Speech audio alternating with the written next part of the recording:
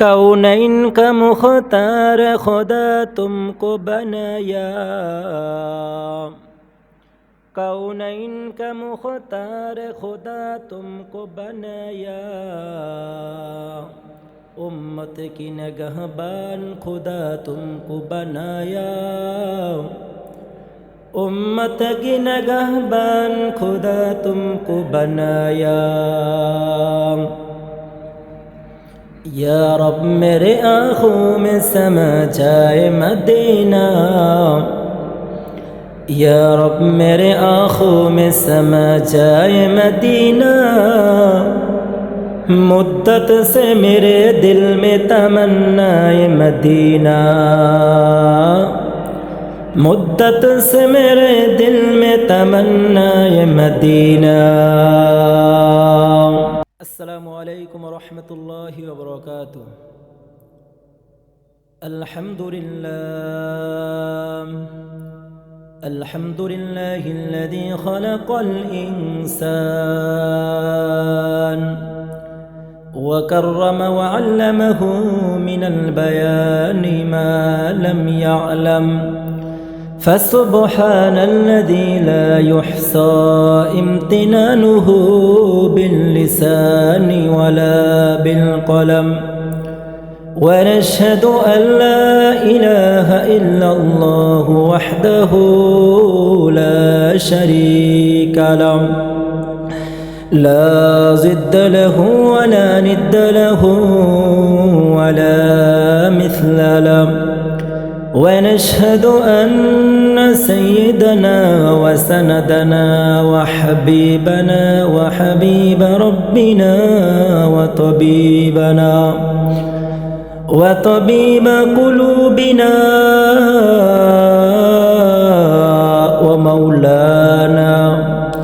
ومولانا محمدا عبده ورسوله الذي أرسله الله تعالى بالحق بشيرا ونذيرا وداعيا إلى الله بإذنه وسراجا منيرا. أما بعد فأعوذ بالله من الشيطان الرجيم. بسم الله الرحمن الرحيم.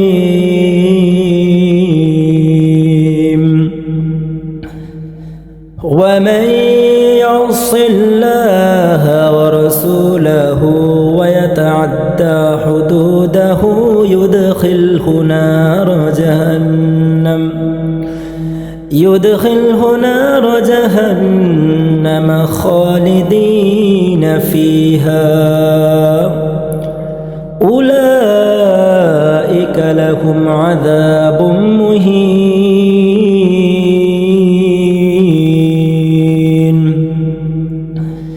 وقال رسول الله صلى الله عليه وآله وسلم: من كان يؤمن بالله واليوم الآخر فلا يؤذ جاره، أو كما قال النبي عليه الصلاة والسلام. صدق الله المولانا العظيم وصدق رسوله النبي الكريم، ونحن على ذلك لمن الشاهدين والشاكرين والذاكرين، والحمد لله رب العالمين.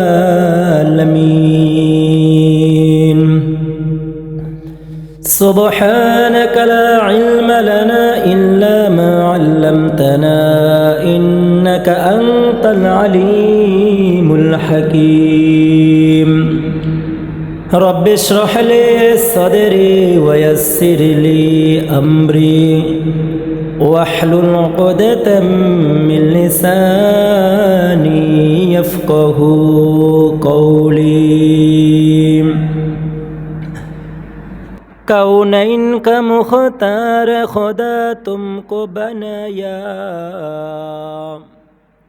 कौनैन का मुख्तार खुदा तुमको बनाया उम्मत की नगहबान खुदा तुमको बनाया